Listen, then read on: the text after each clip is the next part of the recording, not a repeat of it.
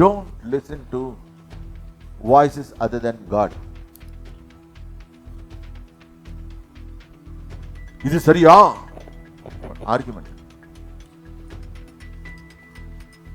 உலகத்தில் எதுவுமே சரி இருக்காது. இது சரியா? இது நியாயமா? ஐயோ, நீ ஆண்டவருடைய வழியில நடக்கிறியா? வழக்காம நடக்காம இருக்கிறியா? அது நியாயமா?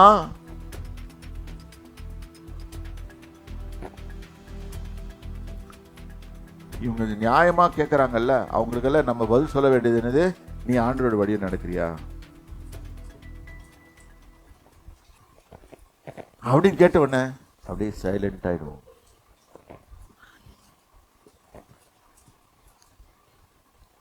அப்புறம் எப்படிங்க வீட்டுல வரும்? லோத்து வரார், கத்தர் பார்க்க வரார் சொல்லிட்டு அவனை அக்குள்கள்ல மடிச்சு வச்சுக்கோம். இந்த காலத்துல லோத்துக்கு எப்படி திரும்ப வராங்க? மொபைல் போன் மூலமா வராங்க.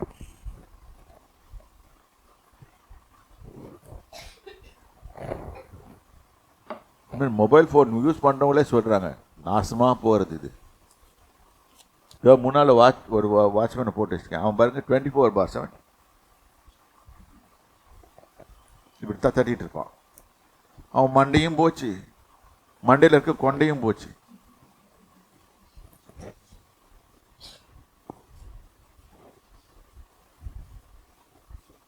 ஏனென்றால் அவர் அதுல கேம் விளையாடுறாராம்.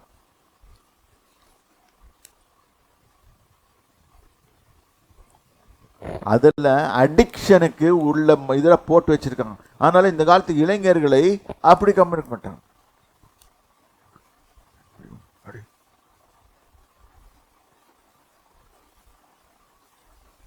அந்த ஆத்மாவும் கர்த்தருக்கு விலையேறப்பட்டது. அது ஏதோ ஒரு ரீசனுக்காக இங்க வந்து விட்டுக்கிறாரு.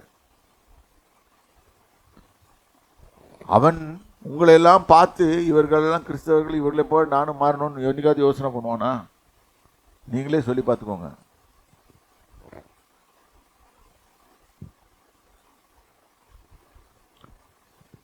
நான் இயேசுவை பின்பற்றுகிறேன் அப்படின்னு சொல்ல வைக்கணும். இல்ல, லோத்துக்களை அகற்றுங்கள். அங்க கர்த்தர் ஒரு கிரியை செய்தாரு, அது லோத்துக்கு ஓடி போச்சு.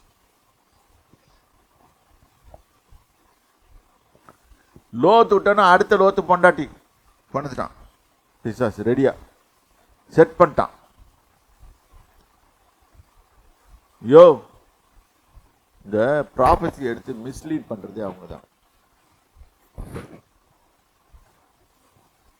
அந்த அம்மா கேட்டுருந்தாங்க, ஆண்டவர் சொன்னது, உனக்கு உன்னை ஜாதிய சந்ததியை பெருமை. யோ, அவனையும் இருக்கிறவனையும் தோத்து விட்ட. ஆண்டவர் பேசுறாரு சொல்லிட்டு அவனை துரத்திக்கிட்டு ஏதோ பண்ணி சண்டை போட்டு விலைக்கு போயிட்டீங்க. இப்போ இருக்கிறது யாரு? நான் இப்போ இந்த காலத்துக்கு ஏற்ற மாதிரி பேசுறேன். அந்த காலத்தில் என்ன நடந்திருக்கும்னு சொல்லிட்டு இந்த காலத்துக்கு ஏற்ற மாதிரி பேசுறேன். அதையும் துரத்திட்டேன். இப்போ என்னையா பண்ண போற? பிள்ளையும் கிடையாது, ஒன்றும் கிடையாது. மிஸ்டேக் யார் மேல? இந்த அம்மா மேல. அதனால நான் ஒரு ஐடியா கொடுக்குறேன், கேளு. எகிப்துல இருந்து உனக்கு கூட்டு வந்தேனே, அதை நீ வச்சுக்கோ. எந்த பொம்பளையாவது சொல்வாளா? அந்த அம்மா சொன்னாங்க. அந்த அம்மா சொல்ல வச்சது யாரு? சொல்லுங்க சொல்லுங்க, வாய் திறந்து. சர்ப்பமா? சரி சரி, பிசாசு சொல்லிடுச்சு. ஆபிரகாம் சான்ஸ் தான், இன்னொன்னு வச்சுட்டாரு.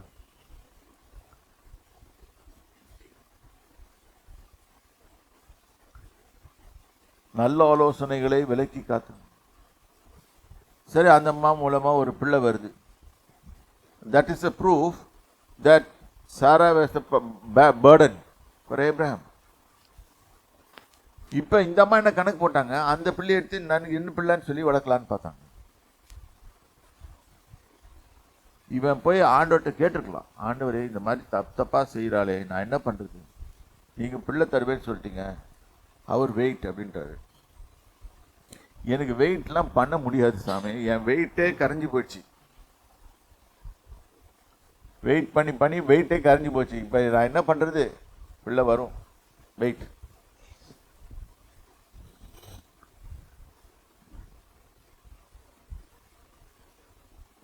இப்போ என்ன ஆச்சு? பிள்ளை வந்துச்சு. இப்போ என்ன சொல்கிறாங்க? கிளப்பு, அவளை கிளப்பு, அவளை கிளப்பு, அவளை கிளப்பு, இருக்கக்கூடாது.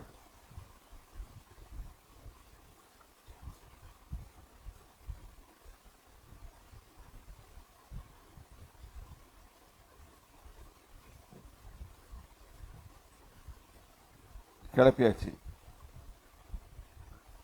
அவ போயிட்டா.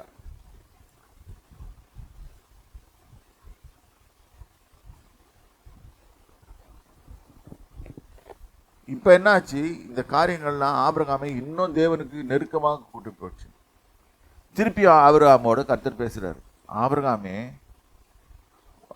பிள்ளை பிறந்துருச்சு 100 வயசுல. உன் புத்திரனும் ஏகசூதனும் ஆகிய இதை எடுத்து நீ எனக்கு பலி செலுத்துனாரு. இன்னைக்கு உனக்கு அப்படி சொன்னா கேப்பிய? இந்த வார்த்தைக்கு யாராவது கீழ்படுவீங்களா? உன் பையனை பலி கொடுத்துருவியா? போயா, வேலை இல்லை, நானே கஷ்டப்பட்டு பெற்றிருக்கிறேன், நீ கொடுப்பியாயா? சத்தியமா கொடுக்க மாட்டோம். அதனால தான் ஆபிரகாம் பெரியவன். அவன் ஃபேத் தனி.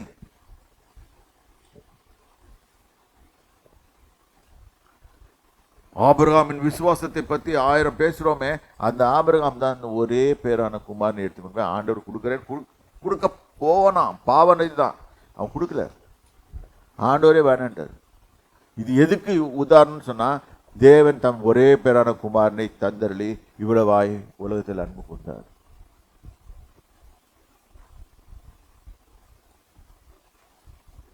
இதுக்கு அடையாளமாக பாவனையாக அப்படின்னு போட்டிருக்கோம். தேவன் தன்னுடைய குமாரனை இயேசுவை தந்தரளி உலகத்தை காப்பாற்ற போறார். அதுக்கு பாவனையாக ஆபிரகாம் தான் பிள்ளைய கட்டு. அந்த பையன் இது லூசாண்டால் லூசு பையப்பா, கத்தி எடுத்துட்டு வந்துட்டாங்கப்பா வெட்டுறதுக்கு. நீ அந்த சொல்லிருப்பல உங்க அப்பா படிப்பாரு, உங்க அப்பா அப்படி பண்ணாருன்னு சொல்லி. அவன் நல்ல பையன், அவன் உண்மையை தான் சொல்றான். லூசுடா இவன். பிள்ளைய பெத்தான் வளர்த்தான், வில் வித்தியெல்லாம் சொல்லி கொடுத்தான், கடைசியில் நம்மளை வெட்ட போறான். என்ன மாதிரி அப்பனா இது? இதே மாடர்ன் டே கொலோக்கியல நீங்க உங்ககிட்ட பேசணுன்றதுக்காக பேசுறேன். கர்த்தர் பார்த்தார், வேண்டாம் ஆபிரகாம் நிறுத்து. அதுக்கப்புறம் அவனுடைய தேவனோடு இருக்கிற உறவுல அவனுக்கு ரொம்ப அந்த காலத்துல பைபிள் இல்லை, ஸ்ட்ரைட்டா பேசிக்கிட்டாங்க. இன்னைக்கு நம்மளுக்கு பைபிள் இருக்கு, படிக்கிறதுக்கு ஆள் இல்லை. 91 சங்கீதம் படிப்போம். அதை படிச்சாங்களா? ஃபுல்லா படிச்சாங்களா? இல்லை. என்னைக்காவது சொல்லிருக்கமா, கர்த்தாவே நீர் தான் என் அடைக்கலம், என் கோட்டை, நான் நம்பியிருக்கிறவர் என்று சொல்லுவேன் அப்படின்னு சொன்னா, வேற எதுவுமே வேணாம், நீர் போதும், நீர் மாத்திரம் போதும் அப்படின்னு சொல்லி அர்த்தம். எனக்கு இது நடக்கல அது நடக்கல இல்லை, அவர் தான் நடக்க பண்ண பாரு.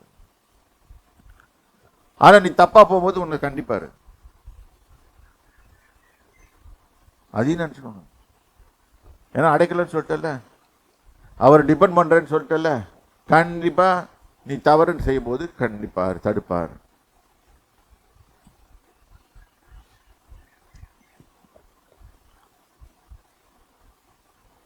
சில காரியங்கள் நம்ம செய்யறது கர்த்தருக்கு பிடிக்காம இருக்கும். மகனே வேணாம், மகனே மகளை சொல்லிப்பவர் கேட்கல, நம்ம என்ன செய்வோம்? டெபோரா என்கிட்ட சொல்லியிருக்கிறா, சர்ச்சில் சின்ன வயசுல சண்டை போடும்போது ஏதோ பேசினால்னா அவங்க அம்மா கில்லு வாங்கலாம்.